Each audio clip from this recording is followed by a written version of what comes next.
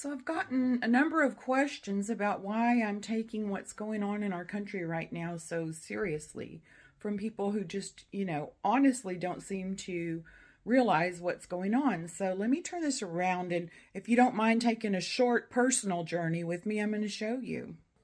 All right. Pardon this bed. My dog was all up in it when I came back from the protest. This is my mom. She's gone now, but I had the pleasure of taking care of her for the last almost 14 years of her life. And this is my dad. He was in the army in Berlin, and that's where he met my cute little German mother. When you start hearing things about demonizing of immigrants, and it starts sounding so much like, especially when you throw in words and phrases like poisoning the blood and enemies and all of this. She told me a lot about what she went through, so I have it firsthand. I'm writing a book about it. So she was from an area that's Poland now, but they fled and they ended up in Berlin. That's where she met my dad because he was there in the post-war occupation of Berlin. And here are the two little cuties. Shortly after they just got along so well. They could barely speak to each other. They used a dictionary. And just to let you know how much this can be withheld, she came to this country with him, and he came first and then she came over. It was a long time getting over then. But she did not know what had happened there at all. So she was watching a show, probably something on TV, trying to teach herself better English. And that's when she got her first glimpse of what happened and detention camps and all of that. And then she just looked at my dad and said, "Is this real?" And he said, "Yes, it's real." And she was shocked. She had no idea. So that's how little people knew. Well, she was in a tiny village and came into Berlin. There really wasn't anything, and they certainly didn't talk about it at school. All right, and these are her parents. So I have people on both sides. That is my Opa and Oma. I got to meet Oma. Opa I never met.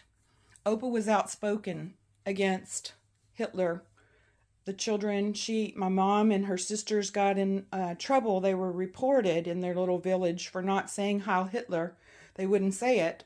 And to the neighbors, and whenever they got reported, he said, "Stop greeting the neighbors when you walk to school. Just don't speak to them at all."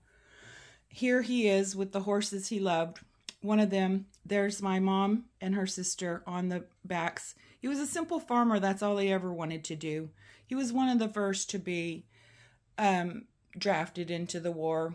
He eventually died at Monte Cassino, and he was in his late 30s. He was about 90 pounds, and his hair was snow white when he died. But that's what he looked like before. And this is my mother going back to the church after many years after she'd moved to the States, but going back to the church in which she was confirmed. She was the only one in her family, but she just really wanted to do it.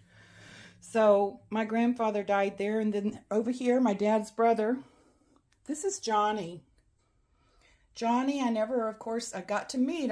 He died on June the 30th. It says it right there. He died in France, June the 30th, 1944. And there's his Purple Heart, and there's his picture. So young. This was a coin that he kept in his pocket. He kept things for good luck. I guess it didn't bring him such good luck. There's a $2 bill that he kept in his pocket, and his Purple Heart certificate.